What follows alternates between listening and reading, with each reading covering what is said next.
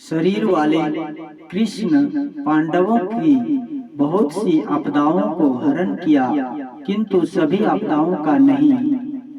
संसार में धन, पुत्र और प्रतिष्ठा का चला जाना बहुत हानि है। पांडवों की प्रतिष्ठा भी गई। राजसूय यज्ञ में महातप राजा लोग टहल करते थे। दुर्योधन भंडारी था। दिगर राजाओं में कोई द्वारपाल थे, कोई कुछ काम करते थे। इतनी बड़ी सभा में राजा के पहनने के वस्त्र को लिया गया। अपने से ही राजसी पोशाक को हटाकर सिर नीचा कर लिया। एक बड़े आदमी का इतना अपमान हुआ। द्रौपदी की साड़ी खींची गई। यह कितनी बेइज्जती है। बाद को वनगमन किया। राजा विराट ने जुआ खेलते समय पासे से युधिष्ठिर को मारा। सिर से खून जाने लगा। द्रौपदी को कीचक ने लात मार दी। दुर्वासा 60,000 ऋषियों के साथ वन में भोजन मांगने युधिष्ठिर के पास आए। युधिष्ठिर के पास सूर्य की दी हुई एक हंडी थी, जिस हंडी से बना हुआ भोजन कितने ही लोगों को खिलाया जाता था, लेकिन वह घटता नहीं था। जब द्रौपदी भोजन कर लेती थी, तभी उस हंडी का भोजन समाप्त होता था। जब दुर्वासा जी ने युधिष्ठिर से भोजन मांगा, तो उस समय हंडी का भोजन समाप्त हो चुका था। फिर भी युधिष्ठिर जी ने दुर्वासा ऋषि से कहा कि आप अपने शिष्यों के साथ स्नान करके आवें। वे लोग स्नान करने चले गए। युधिष्ठिर जी ने द्रौपदी से जब भोजन तैयार करने के लिए कहा, तो द्रौपदी ने कहा कि भोजन तो समाप्त हो चुका है। युधिष्ठिर बड़े दुखी हुए और द्रौपदी से कहा कि दुर्वासा ऋषि 60,000 शिष्यों के साथ स्नान करके भोजन करने आ रहे हैं। यदि उनको भोजन नहीं दिया जाएगा तो हम लोगों को शाप दे देंगे। द्रौपदी ने भगवान श्री कृष्ण का आह्वान किया। भगवान श्री कृष्ण जब द्रौपदी के पास पहुंचे, तो उन्होंने कहा, मुझे भोजन कराओ। द्रौपदी ने कहा, भगवान, भोजन के लिए कोई चीज मेरे पास नहीं है। सूर्य की दी हुई हंडी भी खाली है। भगवान ने कहा कि कुछ भी खिलाओ। द्रौपदी हंडी में लगी हुई साग की एक पत्ती भगवान श्री कृष्ण को दे देती है। भगवान उसे खा गए। परिणाम यह हुआ कि दुर्वासा ऋषि स्नान करके जब युधिष्ठिर के यहाँ आने लगे, तो सबके पेट फूलने लगे। दुर्वासा जी ने सभी शिष्यों से कहा कि जल्दी भागो, नहीं तो बहुत बड़ा अनिष्ट हो जाएगा। वे सब के सब भाग गए। युधिष्ठिर जी इस आपदा से बचे, किंतु संतान नाश, धन की हानि हुई। भगवान के चले जाने पर अर्जुन की क्या हालत हुई। पंजाब में थोड़े ही लोगों ने उनको लूट लिया। शरीर रूप भगवान के दर्शन से सब आपदाएं नहीं कटती, किंतु शरीर रहित भगवान के दर्शन से एक भी आपदा रहने नहीं पाती। संतों की यही युक्ति है कि शरीर में रहो ही नहीं।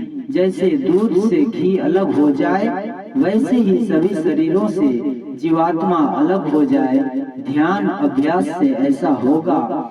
यही परंपरा से चला आया है। विवेकानंद स्वामी ने कहा कि बहिर्वृत्ति को अंतर्मुखी करो।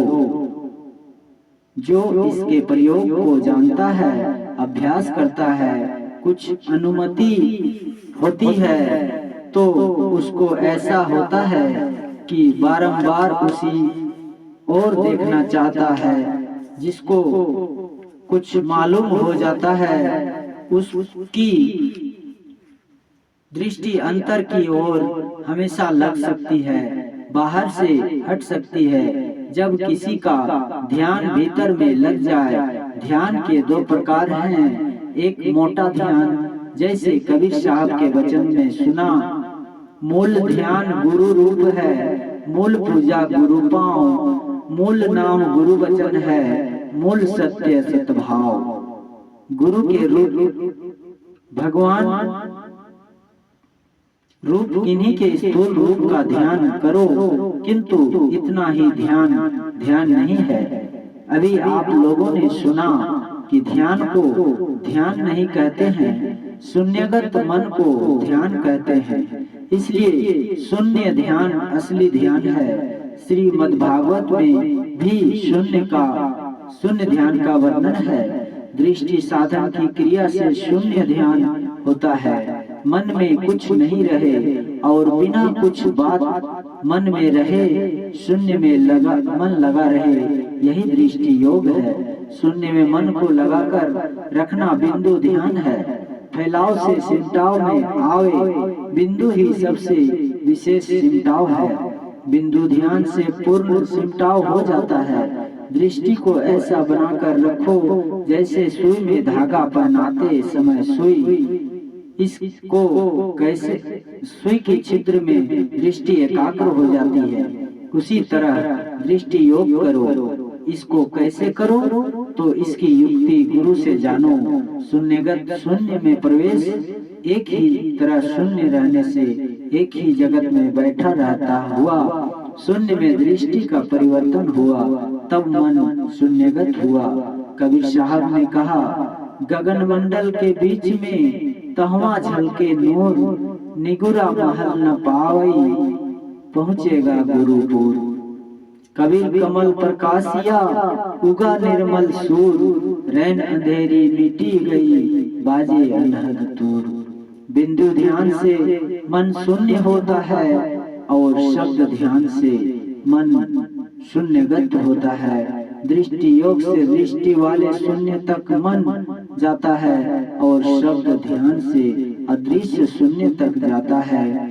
इसके लिए पहले समझ होनी चाहिए, समझ के लिए सत्संग करना चाहिए, फिर प्रेम से ध्यान करना चाहिए। धीरे धीरे ध्यान करते समय करते करते वैसा होगा और परमात्मा की पहचान होगी। स्वामी विवेकानंद ने कहा है कि स्वयं इंद्रियों से दूर है, संत मत का सत्संग बिल्कुल आध्यात्मिक है। श्री सद्गुरु महाराज की जय। आइए इसका दूसरा भाग इस कड़ी के बाद नेक्स्ट वीडियो में सुनते हैं। जय गुरु महाराज।